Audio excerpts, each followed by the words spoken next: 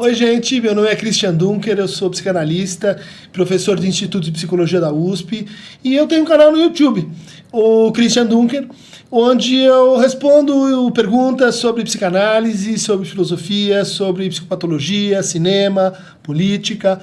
Então convido vocês a se inscrever no meu canal e a assistir o conteúdo dele aqui no 247, o querido 247, que está nesse projeto tão importante de compartilhamento de saber e de abertura de mundos. Obrigado.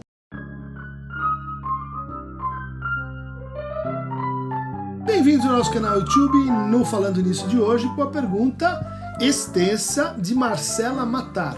Professor, eu não tenho 2 anos para esperar. Estou com uma certa urgência na questão.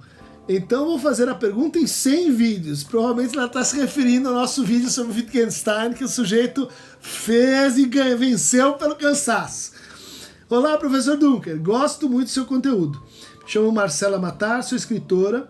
Curta a minha página, seria uma honra. Vou fazer isso. E estava pensando em uma frase que eu mesmo escrevi esses dias.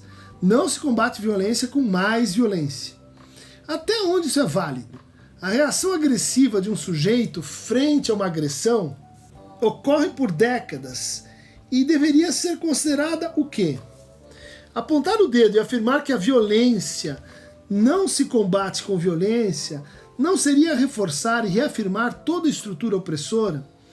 Para as minorias sistematicamente violentadas, acredito que podemos pensar que não estão cometendo violência, mas sim reagindo a uma violação que os persegue. Será que não chegou o momento de rever esses conceitos, falácias e padronizações que perpetuam e encobrem a violência contra as populações marginalizadas, as minorias, para, como disse Malcolm X, não confundir a reação do oprimido com a violência do opressor? Acho engraçado como o discurso pacifista quase sempre surge quando o oprimido reage. Fanon coloca isso em Os Condenados da Terra, ao tratar da intelectualidade colonizada e da possibilidade de diálogo entre o colono e o colonizado, quando este resolve se levantar contra o sistema de poder imposto pela colonização. O intelectual colonizado e o colono logo se aproximam do oprimido revoltado para lhe dizer que não é assim que as coisas devem ser, que devem conversar, ter calma e que tudo ficará melhor. Esta sistemática se repete com os marginalizados quando se rebelam em sua contemporaneidade. Temos também o paradoxo da tolerância, de Popper. Tolerância ilimitada culminará no desaparecimento da tolerância. Se estendermos a tolerância ilimitada até para aqueles que são intolerantes, então os tolerantes serão destruídos e junto com eles a tolerância. Podemos considerar as frases violência não se resolve com violência e quem bate perde a razão como falácias que devem ser combatidas ou como necessárias manutenções da ordem. Podemos, portanto, reivindicar em nome da tolerância o direito de não tolerar os intolerantes? Poxa, Marcela, você já fez aqui uma resposta, né? Uma pergunta que é um desenvolvimento muito interessante mesmo sobre os paradoxos da violência, né? Leu o livro do Sorel sobre isso, ele vai trazer um formato assim parecido com o que você está levantando aqui, né? É verdade, eu concordo contigo que a gente está diante de uma espécie de falácia, de sofisma, né? Como um erro lógico ligado ao uso da linguagem e uma improcedência do cálculo inferencial. Eu digo isso pelo seguinte, né? Nos exemplos que você está dando, parece que a violência não significa a mesma coisa num caso A e num caso B, né? Isso é muito interessante porque talvez a gente devesse explodir a unidade da noção, ou do conceito, ou talvez do metaconceito violência, né?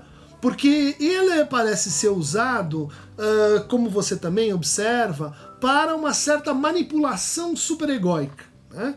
Para dizer assim, olha, violência não, isso a gente não discute. Mas, quando a gente fala assim, a gente presume que todos saibam o que é a violência e quando esse termo se aplica em todos os seus contextos de uso, o que já não é verdade, e você deu ótimos contra-exemplos, né? Então, quem define o que é violência? Quem diz, aqui está a violência, aqui a gente passou de um limite e foi para outro, né? Não sei se você percebeu na tua fala, na tua escrita, né? Teve um deslocamento significante. Você disse, não se combate violência com mais violência. Até onde isso é válido? A reação agressiva de um sujeito frente a uma agressão. Olha só, você está tomando por sinônimo violência e agressividade, não são, né? A gente pode dizer assim, para a psicanálise, a agressivização é parte do nosso processo de simbolização. A agressivização tem que ver com, assim, será que o objeto reage, responde, sobrevive à destrutividade que eu mobilizo contra ele? A agressividade tem que ver com, assim, apropriar-se, né? Apossar-se do objeto, dispor do objeto, até o ponto de abusar do objeto, né? Então, definitivamente, essa é uma propriedade do imaginário, né? Onde a agressividade, o imaginário está tensionado, ou seja, nossas identificações são convocadas, existe, vamos dizer assim, uma reação, existe uma defesa ou uma inibição em curso, né? A agressividade é um processo, vamos dizer assim, não eliminável do ser humano, né? Acho que aí a gente vai ter uma discussão com outras teorias que vão dizer, não, a agressividade ela pode ser extinta, né? Não concordaria com isso, né? A agressividade, inclusive para o Lacan, ela vai ter uma referência etológica, né? Os animais que, quando vão disputar a fêmea, então fazem um rito, né? Um rito da luta entre os cornos, da exposição, que tem um sentido e uma significação agressiva, né? Mas não violenta, ou melhor, em alguns casos violenta, outros não violenta.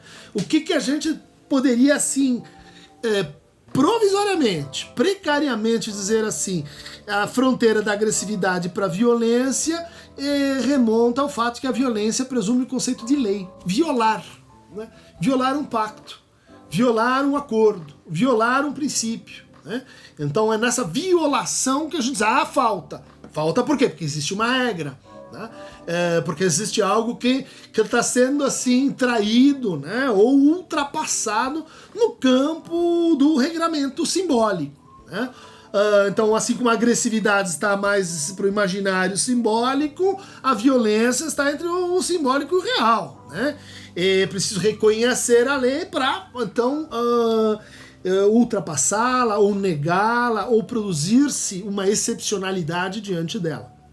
Bom, mas agora vamos ver por que também é problemático esse levantamento, então, da violência como uma espécie de princípio universal, né, em que, uma vez evocado, a pessoa ganha, ou a pessoa perde, né? Você está sendo violento, perdeu a discussão. Não é verdade, porque a gente teria, então, que levar em conta o seguinte, né?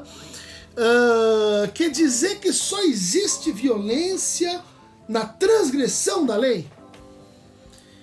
E quando a gente cria as leis, esse não seria um ato violento também?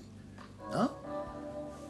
Walter Benjamin, Slavoj Žižek, Hobbes, muitos teóricos, Carl Schmitt, mostraram que quando a gente faz a lei, quando a gente institui a lei, quando a gente diz assim, isso é um ato violento. Por quê? Porque você está, então, rompendo com o registro do regramento que existia ali antes. Ou, existem estados naturais em que não havia nenhuma regra, daí eu vou lá e ponho a minha. Vamos aplicar isso, por exemplo, ao contexto da colonização. A África inteira é um domínio de natureza, não tem regra nenhuma. Eu chego lá e civilizo, colonizo e digo, a regra é essa. Isso é violento ou não? Isso é violento, né? Como são violentos os processos para a constituição do Estado moderno, todos eles, como são violentos os processos em luta pela Constituição, como tantos, né, que a gente vai ver aí ao longo da história, como tantas formas de violência e de desobediência civil, por exemplo, que são, no fundo, uma forma de dizer assim, olha, eu quero outra lei. Eu violo essa porque eu quero uma outra. Né? Daí você vai dizer, não, mas isso não pode, porque se você quer uma outra, é porque você quer a sua. Você quer aquela do seu grupo, da sua clã, da sua família. E muitas vezes é isso que acontece, mas outras vezes, e aí a gente vai ter que dizer, bom, qual violência? Ah, não sei mais. Porque muitas vezes esta violência contra uma forma da lei é para instituir uma lei mais geral, uma lei mais inclusiva, uma lei mais universal. Né? Então a gente reclama tanto do conceito de universal, mas sem ele vai ser difícil a gente dizer assim, em nome do que essa lei aqui vai ser violada para que a gente ponha outra. Bom, o princípio que eu posso pensar é, ou porque aquele particular, aquele grupo de interesse tem tanta força que consegue impor aquilo como uma excepcionalidade, caso A, caso B, ou porque a lei subsequente é melhor. E ela é melhor porque ela inclui mais pessoas.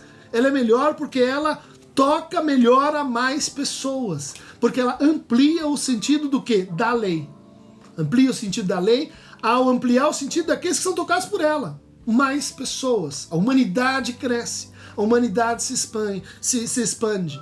É esse o sentido resistente, né, renascente da ideia de democracia. A democracia implica que você pode reformular as leis continuamente a partir do princípio de inclusão de mais pessoas. E que essa reformulação ela se daria pela palavra. Quer dizer, mas às vezes a palavra não é suficiente. É verdade, é o que você está dizendo aqui. Tá? Quando a gente tem violação sucessiva do alcance da lei para determinadas minorias, você vai dizer assim, não, mas tá havendo uma violência contra esse grupo. E uma violência que a lei não está enxergando. Né? Então, o que parece justo? Que você viole esta violação para que este grupo seja tratado como os demais. Não para que este grupo tenha um privilégio, não para que este grupo se coloque como uma exceção em relação a qualquer outro. Né? Então estou completamente de acordo com você, inclusive relembraria aqui o texto Rousseau sobre o direito à revolução. Né? E não só do Rousseau, mas de tantos outros, né? Em outras chaves que vão dizer assim, diante de um tirano, temos o direito e o dever de nos insurgirmos. E como é que nós vamos nos insurgir? Algum tipo de violência.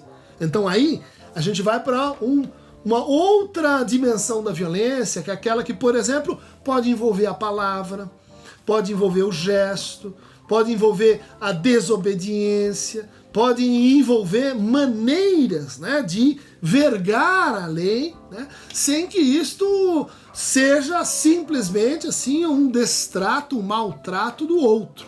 Aí você vai dizer, não, o maltrato do outro por simples sadismo ou por conveniência, isso não é a violência que transforma a lei, isso é uma violência instrumental, essa que transgride a lei e na verdade precisa da lei para continuar a se manter. De fato, a violência sobre o oprimido é diferente, como diz o Fanon, da violência do opressor, porque traduz exatamente isso, o opressor faz a lei, o oprimido obedece a lei, então ele só pode ser então violador da lei? Não, ele também pode fazer a lei, ele tem direito a fazer a lei, e isso tem que ver com o que? A expansão do seu desejo, né? A expansão desse desejo enquanto sujeito e desse desejo enquanto particular rumo à sua realização como universal ou como generalização de um desejo razoável e cognoscível, né?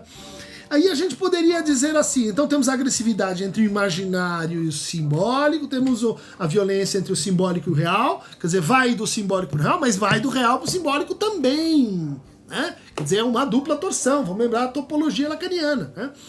Haveria então um terceiro nó, que a gente poderia dizer assim, tem que juntar o real com o imaginário. Como é que isso vai acontecer? Existiria um terceiro tipo de violência? Slavoj Žižek, nesse livro chamado Violência, né? Violência em Ato, como foi traduzido para o espanhol, vai lembrar do Walter Benjamin a existência potencial, uma conjectura, do que ele chama de violência divina.